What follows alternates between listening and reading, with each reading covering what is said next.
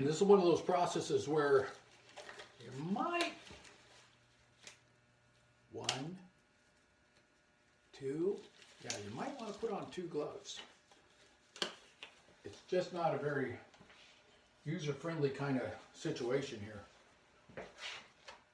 You can see I've already done 1 coat of stuff.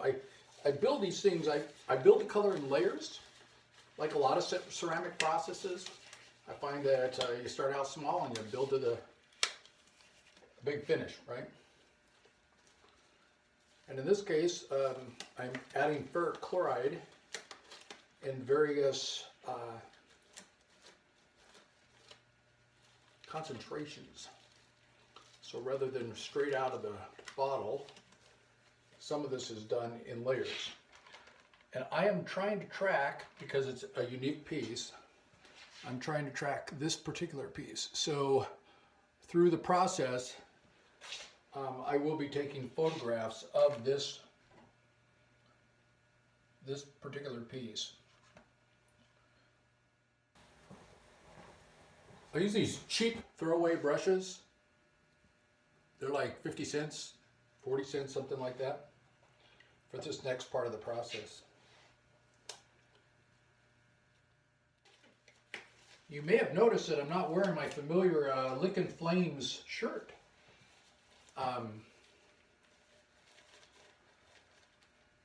wearing a shirt that I wear when I do this. And it's riddled with holes. It is riddled with holes because this material, ferric chloride, when it splashes just a little bit, burns through the clothes, eventually.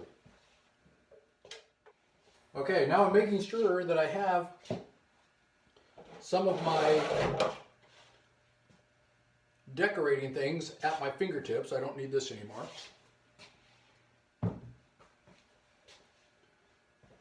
Because after I do these few in here, then I'm going to go back and I'm going to let these dry just a second here. Got them? I'm going to go back and start actually applying some chemicals. And those chemicals would be Epsom salts, table salt, and this is another salt, but it's the coarse salt that they would use in ice cream machines. All right, now what I'm going to do here is I'm going to, and it moves pretty quickly, I'm going to dab with this brush that will be thrown away. And then I'm going to add these chemicals sort of at random. So don't panic. There's no, I'm not really thinking too much. This time I decided not to use any sugar. Sugar, actually, if you use too much sugar in this process, and some people do use sugar, I do a lot of the times, what it does is it's carbon. I mean, it's just like, whoa. So you get these big black marks, and this time I want to have less black. So I'm using, see how precise this has to be? Like, ooh. And you're probably thinking, hey, I can do that. Probably. Didn't say you couldn't. Okay, there's that piece we're tracking right there.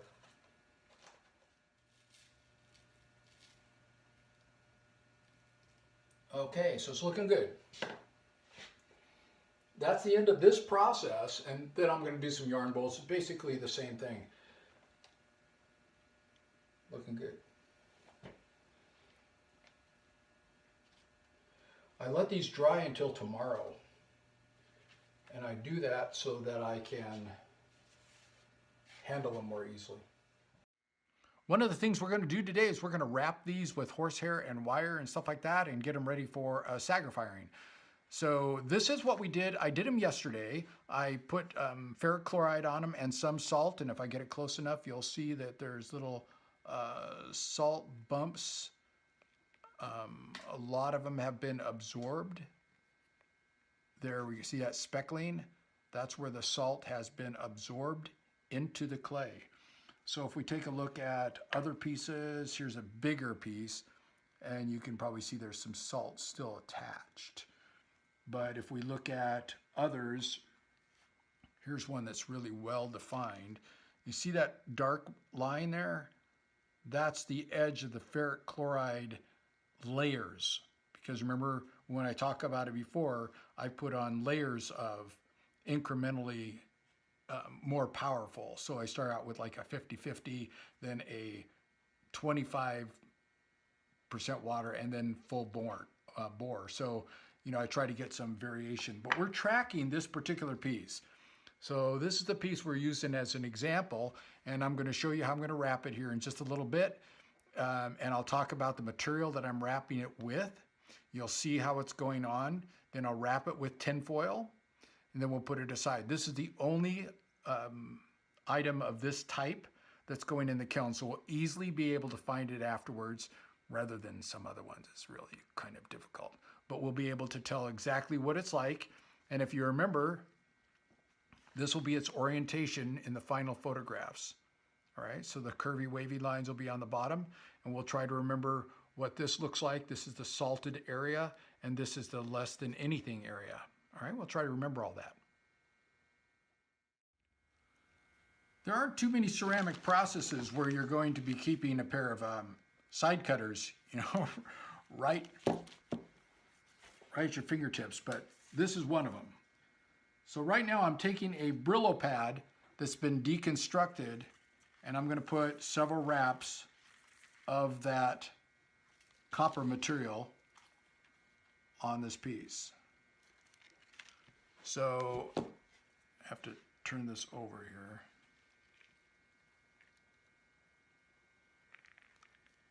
That's the wire that I've put on. Okay, so wire's on. Now I'm going to put some not horsehair, but mule hair. How do you get mule hair? You got to know somebody.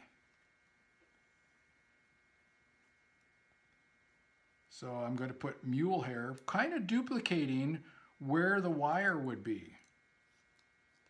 Okay, so there goes the mule hair. We'll take a photo of that. Mule hair's on there. Got it? Okay, so that's what it's going to look like going forward. There we go. And that's the orientation. Now remember where all that goes, because now I'm going to take this. I'm holding it all together with the back of my fingers. I'm going to take my piece of tin foil, put it face down. I put it face down so it holds all that together, and wrap it up. So now I've put it face down, wrapped it up, pushed it down tight, and that's what it looks like. So there's the bundle. Put this aside.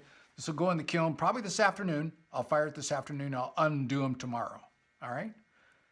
That's what we're going to do. We're going to track this puppy. Brenda was just in here visiting, and she could feel the heat coming off this thing. It's just like it. And our magic one is in here someplace. The one we're tracking. Ooh, that's nice. Remember that one, right? Pretty cool. That magic one has got to be. Oh, there it is. Look at that. Here's one we've been tracking. So this will be washed up. All those things will become a little bit more clear, crisper, and then we'll finish that out. That's pretty cool.